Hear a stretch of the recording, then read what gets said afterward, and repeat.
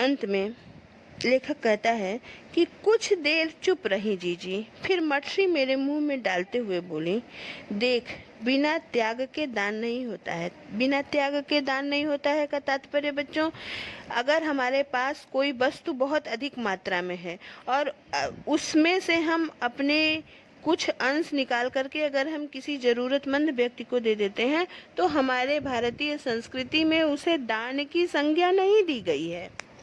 हमारी भारतीय संस्कृति में तो दान उसे कहा गया है कि जिस चीज़ की हमारे पास भी कमी है, जो चीज़ हमारे पास भी बहुत मुश्किल से हमको प्राप्त हुई है और उस चीज़ की यदि आवश्यकता है तो वह चीज़ हम किसी को दान दे देते हैं तो उसे दान की संज्ञा दी है। उदाहरण के लिए बच्चों, यदि आपके पास एक थाल भोजन है और आपको बहुत जोरों की भूख लगी है, परंतु आपके सामने कोई याचक, कोई मांगने वाला उपस्थित हो जाता है और उस समय आप अपनी भूख को समन करके, अपनी भूख को सहन करके और अपने सामने उपस्थित उस मांगने वाले व्यक्ति को यदि आप भोजन देते हो तो वह दान है।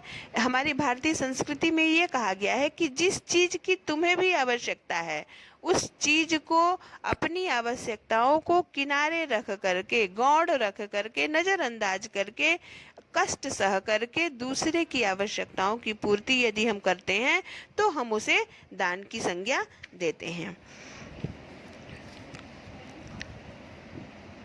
जीजी के माध्यम से लेखक कहता है कि देख, बिना त्याग के दान नहीं होता। अगर तेरे पास लाखों करोड़ों रुपए हैं और उसमें से तू 2-4 रुपए किसी को दे दे तो क्या यह त्याग हुआ?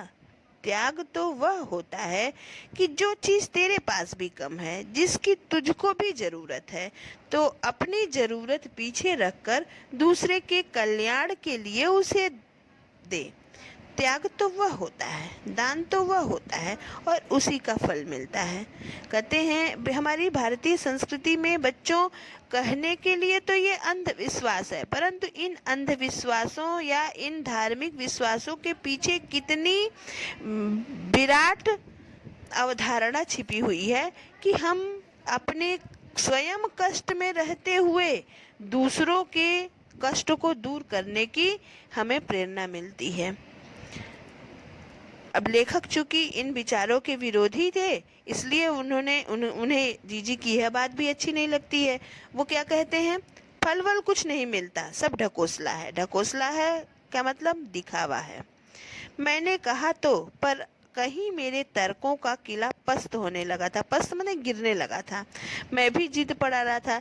लेखक कहते हैं कि मैं जीजी से तर्क तो कर रहा था, परंतु कहीं न कहीं अंदर ही अंदर मुझे महसूस हो रहा था कि जीजी जो बात कह रही हैं उनकी बात में कहीं न कहीं दम है, कहीं न कहीं वो सच्चाई व्यक्त कर रही हैं। फिर जीजी बोली, देख, तू तो अभी से पढ़ लिख गया है, मैंने तो गांव के मदरसे का मुंह भी नहीं देखा। मदरसा मतलब प्रारंभिक शिक्षा भी मैंने नहीं प्राप्त किया, स्कूल को कहते हैं। पर एक बात देखी है कि अगर जीजी कहती है कि तूने तो स्कूल में शिक्षा प्राप्त की है, बहुत बड़ी बड़ी पुस्तकें पढ़ी होगी, परंतु मैंने तो गांव का प्राथमिक विद्यालय भी नहीं देखा है। परंतु मैंने जीवन के जिस मर्म की शिक्षा प्राप्त की है वह हमें इस प्रकार के अनुष्ठान करने का उपदेश देती है, उस करने के लिए कहती हैं वो एक किसान का उदाहरण देती हैं। कहती हैं अगर 30-40 मन गेहूं उगाना है तो किसान 5-6 सेर अच्छा गेहूं अपने पास से लेकर जमीन में क्यारियां बनाकर फेंक देता है। कह रहे हैं कि अगर किसान को बहुत अधिक और अच्छा गेहूं उत्पन्न करना है तो वो अपने पास चुन चुन करके 5-6 किलो अच्छा गेहूं जमीन में क्यारियां बना करके उसमें उसकी बुआई करता है। उसे कहते हैं बुआई। बुआई तो आप सभी समझते होंगे। यह जो सूखे पर हम अपने घर का पानी इन पर फेंकते हैं, यह भी बुआई है। यानी जिस प्रकार किसान कभी भी सड़े हुए अन्न नहीं बीज खेतों में डालता है, अपने जो फसल का सबसे अच्छा और उत्तम क्वालिटी का जो अनाज होता है वह बीज के रूप में रखा जाता है और उसे खेतों में बुआई के समय दिया जाता है। तो लेखिका दीदी यही कहती हैं कि किसान जो है वो सबसे अच्छा अन्न खेतों में डालता है जिससे कि उसकी फसल हो। उसी प्रकार हम भी बहुत कठिनाई से इकट्ठी किए हुए जल को, जिसकी हमें भी बहुत अधिक आवश्यकता है, परंतु हम अपनी आवश्यकता को किनारे रखते हुए इन बच्चों के ऊपर फेंकते हैं। यह भी एक प्रकार से बुआई है। हम बीज बनाकर पानी देते हैं, फिर काले मेघा से पानी मांगते हैं। सब ऋषि मुनि कह गए हैं कि पहले खुद दो, तब देवता तुम्हें चौगुना अठगुना करके लौटाएंगे। भैया, यह तो आदमी का आचरण है जिससे सबका आचरण बनता है। लेखिका कहती हैं, लेखक कहते हैं कि जीजी कहती हैं कि हमारी संस्कृति में त्याग की महिमा है। पहले हम खुद अपनी हिस्से के जो वस्तुएं हैं उससे त्याग करेंगे, तभी जब हम स्वयं त्याग करते हैं तब हमें ईश्वर उस त्याग का फल देते हैं। कहती है जीजी, यथा राजा तथा प्रजा ही नहीं है कि यानी जैसा राजा हो वैसी ही प्रजा होती है। यह भी सही है, परंतु इसके विपरीत एक कथन यह भी सही है कि जिस प्रकार प्रजा होती है वैसे ही राजा होते, यानी जैसी प्रजा की बुद्धि होगी, जैसे प्रजा के कार्य होंगे, वैसे ही उस राज्य के का विकास होगा।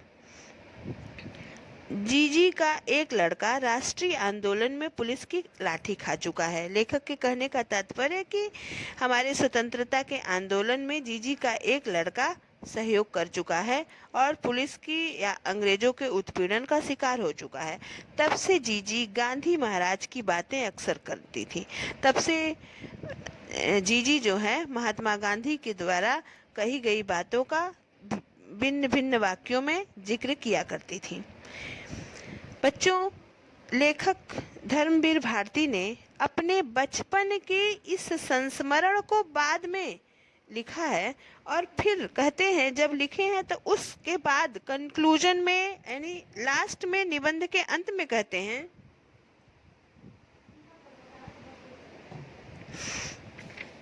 इन बातों को आज 50 से ज्यादा बरस होने को आए हैं।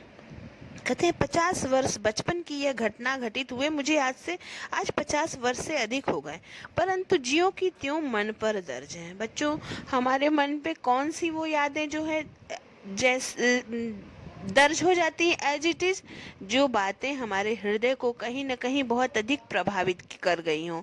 तो लेखक वही कहना चाहता है कि जीजी की कही हुई बातें आज भी मुझे भली भांति स्मरण है, जैसे मानो मेरे मन पर दर्ज हो गई हैं, लिखी गई हैं। कभी कभार कैसे कैसे संदर्भों में ये बातें मन को कचोट जाती करें कि जब मैं आसपास अपने देश में होने वाले भ्रष्टाचार, अनैतिकता, चोरी, डकैती, व्यभिचार, अन्य जितनी भी समाज में घटित होने वाली बुराइयों के बारे में देखता हूँ, तो जीजी का कथन बार बार मेरे मानस पटल पर उभर कर के सामने आता है। बार बार उन कथनों का स्मरण आ जाता है। लेखक ने इस पाठ की बहुत सुंदर कहानी प्रस्तुत की है, लेकिन कहानी के अंत में लास्ट पैराग्राफ में लेखक हम सभी को सोचने के लिए विवश करता है। लेखक कहता है, हम आज देश के लिए करते क्या हैं? मांगे हर क्षेत्र में बड़ी बड़ी हैं, पर त्याग का कहीं नामो निशान नहीं है। अपना स्वार्थ आज एकमात्र लक्ष्य रह गया है। हम चटकारे लेकर इसके या उसके भ्रष्टाचार की बातें करते हैं, पर क्या कहीं हमने जांचा है कि अपने स्तर पर उसी दायरे में हम उसी भ्रष्टाचार के अंग तो नहीं बन गए हैं? काले मेघा दल के दल उमड़ते हैं, पानी झमाझम बरसता है, पर गगरी फूटी की फूटी रह जाती है और बैल प्यासे के प्यासे रह जाते हैं। आखिर कब बदलेगी यह स्थिति? बच्चों, लेखक कहना ये चाहते हैं कि देश में प्रतिवर्ष हजारों करोड़ों अरबों की योजनाएं सामान्य जनता के लिए सरकार द्वारा लागू की जाती हैं, परंतु वास्तव में वह बजट जो है जनता तक कितना पहुंच पाता है? क्योंकि बहुत ही कम अंश पहुंच पाता है, क्योंकि ये योजनाएं जनता तक पहुंचने से पहले ही भ्रष्ट अधिकारियों के भ्रष्टाचार का शिकार हो जाती हैं। भ्रष्टाचारी सारे पैसे पहले ही हजम कर जाते हैं और जनता ऐसी ही रह जाती है। तो लेखक यही कहना चाहता है इस संस्मरण के अंतिम भाग में। लेखक का हम मनुष्यों के पीछे एक आत्मावलोकन करने के लिए, आत्मावलोकन बच्चों क्या, जैसे हमें अपने मन में झांकना है कि हमें देश से ये नहीं मिला, हमें ये सुविधाएं नहीं मिली, हमें ये लाभ नहीं मिला। हम इसकी बातें तो हमेशा करते हैं, जब कभी हम 4-5 लोग 10 लोग इकट्ठे होते हैं या ट्रेन में सफ़र कर रहे हैं या कहीं इकट्ठे होते हैं, तो हम एक दूसरे के भ्रष्टाचार की बातें करते हैं, एक दूसरे की, समाज की, सरकार की आलोचना करते हैं। परंतु क्या कभी हम सोचते हैं कि जिस देश में हम रहते हैं, क्या उस देश के प्रति, उसके नागरिक होने के कारण क्या हमारा कोई कर्तव्य नहीं है?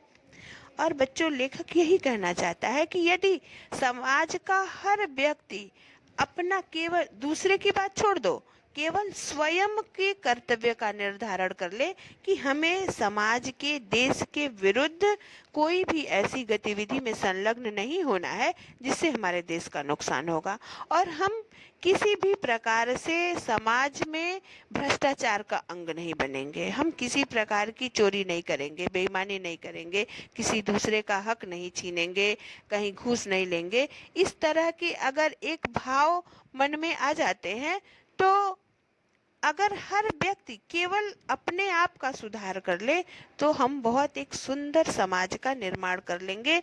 और उसी रिक्तता की ओर लेखक ने यहाँ संकेत किया है। कहते गगरी फूटी की फूटी रह जाती है और बल प्यासे। गगरी गगरी में जल भरा हुआ है, जल पीने से व्यक्ति तृप्त होता है, तो करे कि योजनाएं तो हैं, पैसा बहुत दिया जा रहा है, लेकिन जो उसके वास्तविक हकदार हैं उन तक क्या वो सुविधाएं पहुंच रही हैं? अर्थात नहीं पहुंच रही हैं।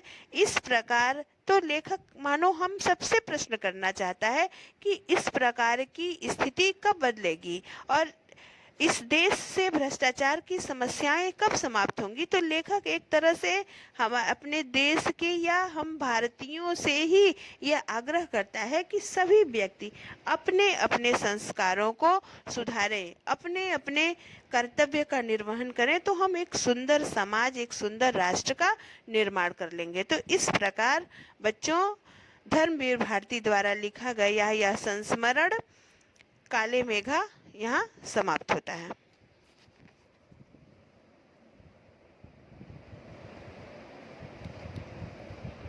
हो गया आखिर।